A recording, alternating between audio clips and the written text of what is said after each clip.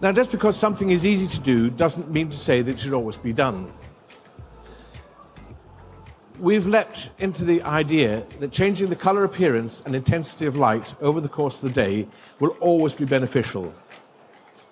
My thinking on this is that many, if not most, architecture applications, we may only be creating a theatrical effect and apparent impacts become merely psychological. Frankly, there's not yet been sufficient research, particularly in real live workplaces, to see what the effect of varying color temperature and intensity are, and how applicable building them into our design process is. I am bound to say that our current metrics for light and our general design targets and methods are of absolutely no use in measuring or optimizing the melanopic effects of light. Welcome to another episode of the Virtual Lighting Design Community Podcast. In today's episode, we have a special treat for our VLDC audience. We are delighted to bring you an exclusive presentation from Kevan Shaw, one of the esteemed keynote speakers at the Guangzhou International Lighting Exhibition in China, which was held back in June 2023. Kevan Shaw is a renowned figure in the lighting industry with a remarkable list of accomplishments. He has made significant contributions to the field and continues to inspire professionals worldwide.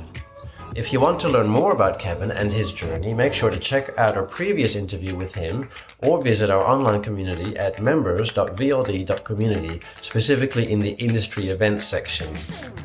Speaking of our online community, it's a treasure trove of valuable content and resources available exclusively to VLDC members.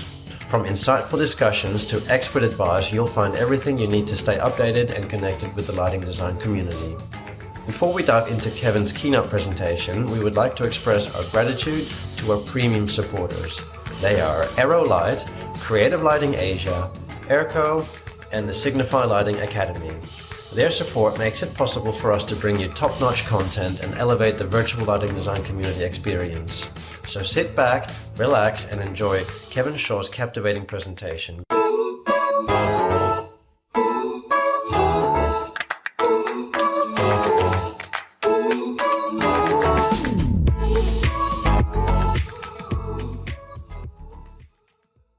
Please welcome Kevan Shaw. Welcome. Ni hao. Thank you for coming today. So, while there's been much focus, quite deservedly, on human-centric lighting, health and well-being is a topic with a far broader aspects of lighting. We need to remain mindful of how all other aspects of light can impact our well-being. Light has potent physical impacts on us that are not related to our eyes or our visual system. We're all aware of our natural requirement for daylight and sunlight to allow us to synthesize vitamin D in our skin. It's essential to maintain calcium levels and healthy bone structure. Equally, excess sun exposure can cause sunburn, which can result in skin cancers. These actions are both caused by exposure to UV, ultraviolet B radiation. This can also cause corneal opacity and cataracts. Our current light sources, which are predominantly blue-pumped phosphor-converted LEDs, do not emit any ultraviolet, any of this part of the spectrum. However, we need to watch out with new developments. One thing that's happening in China right now is the development of UV-pumped laser LED light sources. So we need to be aware of how things develop and make sure we don't end up causing troubles. We're also now using even more potent UVC, integrating this with lighting equipment for sanitization of spaces. Obviously, this has to be done with extreme care because UVC causes direct physical harm to humans. When we start discussing well-being, we mustn't forget psychological impacts of lighting. As you were told in the introduction, I came into the lighting field through stage lighting.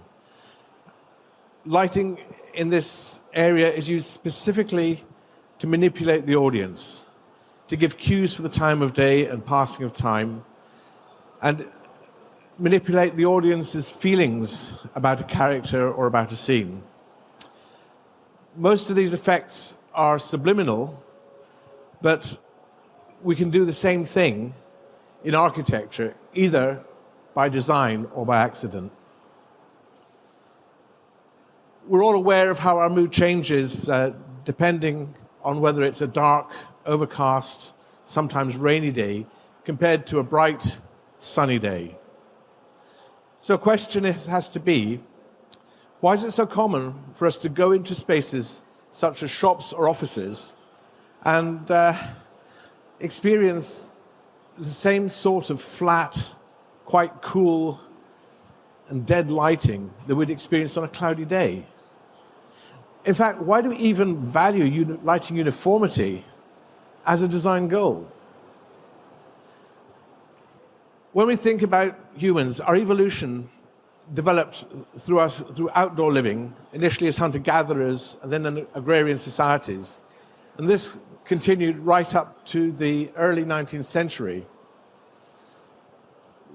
Given that we have now changed to a predominantly indoor industrial society in this short 2-century period, we have to consider that our physical beings have not significantly moved on in our relationship with light. We still visually function as a species intended to live predominantly outdoors, in daylight during the day, and indoors, or at least protected, beside an open fire at night. These conditions of relatively bright, high-color temperature light in the day while we work, and low brightness, warm, incandescent light at night when we relax and sleep, are our natural condition. The mechanism that makes this happen in the body has only relatively recently been discovered and researched. A third receptor in the eye, beyond rods and cones, was discovered, the intrinsically photosensitive retinal ganglion cell. I'm sorry, translators, that's a hard one for you. IPRGC is the shortcut for that. Its connections in the brain to non-image processing areas and consequent effects of melanopic lighting has coincided with the development of the LED. This is an easily manipulated spectral power distribution light source, plus it's easy, if not necessary, for it to be controlled electronically. Now, just because something is easy to do doesn't mean to say that it should always be done.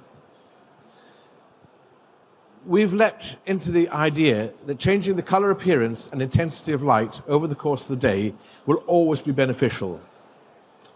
My thinking on this is that many, if not most, architecture applications, we may only be creating a theatrical effect and apparent impacts become merely psychological.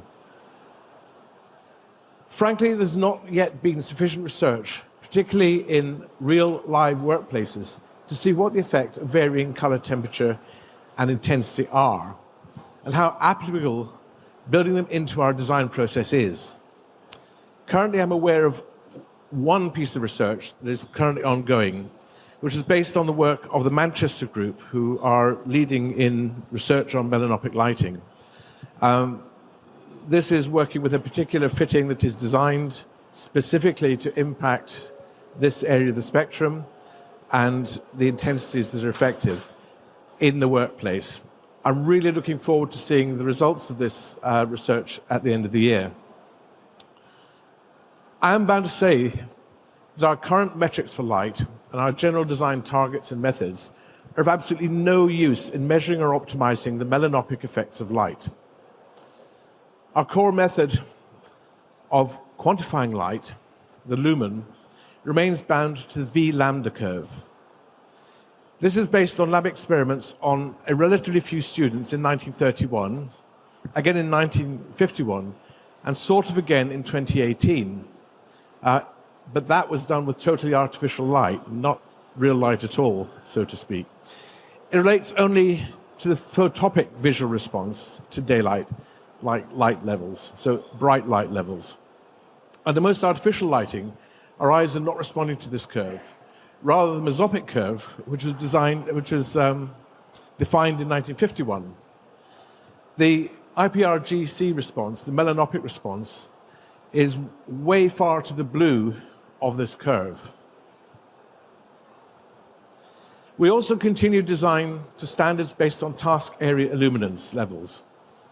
Now, these are of questionable relevance in lighting design, as the eye does not see the light delivered, only the light reflected from the surfaces and tasks. And given the massive increases in recommendations for task lighting over the past 70 years, it's a reasonable assumption that our visual system has not evolved significantly to our indoor artificially lit environment over this period. Now the majority of our tasks, particularly in an office environment, but also quite a lot industrially, are self-illuminating screen-based tasks. The continued design focus on task illuminance seems to be somewhat questionable. And task illuminance is pretty much irrelevant to the IPRGC and trying to work with melanopic effects on the human body. For this, light needs to be measured at or as close as possible to the retina, up here, not down here. And also it needs to really consider the spectral response that affects the IPRGC, not our visual fields. So far, what we've been discussing is normal, average, healthy responses to light. Unfortunately, none of us are average.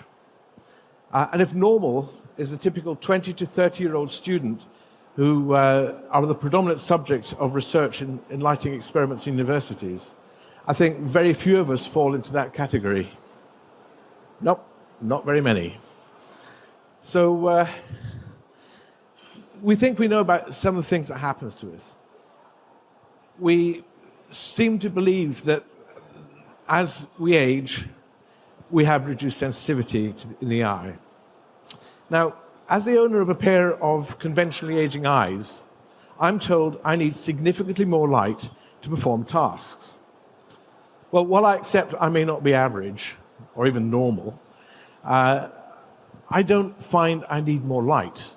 What I do need is higher contrast in the tasks to make life easy. And the other thing is I'm less bothered about that than the loss of visual acuity. So varifocal glasses notwithstanding, that bothers me more than the amount of light to perform a task. Now, I maintain my previous statement that we haven't evolved, but there have been changes in humans over this time period. These are changes in our body form and body shape. It's changes in diet, medical interventions, exercise regimes, lifestyles in general have changed. And these account for changes, including average heights, but also for the number of people who now seem to need to wear glasses. And also people who in previous generations would have been considered functionally blind can now function. Now, this ever-increasing population also need to be considered in our design thinking. We need to be aware of and understand the needs of this population. The needs differ depending on the particular visual problems they have. An example was I had a client with retinitis pigmentosa, often called tunnel vision. It's a degenerative condition which results that in any light sources coming into the field of view cause total disabling glare. Understanding this was essential to developing the project for him. As it happened, a very theatrical dynamic landscape lighting scheme. This is a very major learning experience for me and really has informed my design thinking and how I approach clients and how I approach the particular potential users of the spaces I design. We also need to think about neurodivergent and neurodegenerative and hypersensitivity conditions. These neurological differences affect sensory processing and mental well-being. We can recognize some clear diagnoses in this field where lighting has absolutely known impacts. For example, attention deficit hyperactivity disorder, autism, migraine, epilepsy, Parkinson's, dementia, and many others. There are also an increasing number of people who have hypersensitivity to lighting without a specific diagnosis. So we need to be mindful of people with these challenges and consider their needs in our design work. Now, British Standards in the UK published this document, The Design for the Mind, Neurodiversity in the Built Environment, which has a useful section on lighting. It's freely downloadable, so I would very much suggest you get it and read it, and find somebody to translate it if you need to. It does give us some guidance with these issues. So another aspect that we need to be wary of is the increasing problems with flicker. We used to be comfortable that we could not see flicker above about 400 hertz, and we had all this high frequency ballast and everything else in the fluorescent period that seemed to make life better.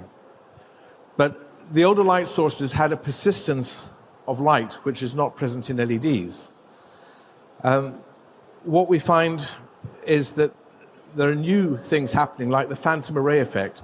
When your eye scans across a light source or a lit environment, you suddenly get these flashes of light across your field of view. The other thing that adds to this problem is the use of switch mode power supplies. So instead of having a smooth control of the LED, it's switched on and off very rapidly. Now, research has shown that these effects can be noticed by average humans at up to 10 kilohertz. Now, we have to be very careful that we don't introduce these things, or are aware, if we do introduce these things, of the impacts, because it can cause discomfort or even disablement. So, in conclusion, as lighting designers, we need to be keenly aware of all the impacts light has on users of the spaces and places we design. We need to keep up with both the research and technological developments to make sure that we're at least doing no harm. However, we can also use our almost magical powers of illusion to create engaging, uplifting, and spiritual spaces with light. Thank you. Thank you. Thank you for tuning in to this episode of the Virtual Lighting Design Community Podcast. We hope you enjoyed Kevan Shaw's keynote presentation on health and wellbeing. Remember to visit our online community at members.vld.community for more information on Kevan and other industry events. As always, we value your feedback, so please leave a review and let us know what you think. Stay connected with us for more captivating discussions and valuable insights into the lighting design industry. We will see you next time.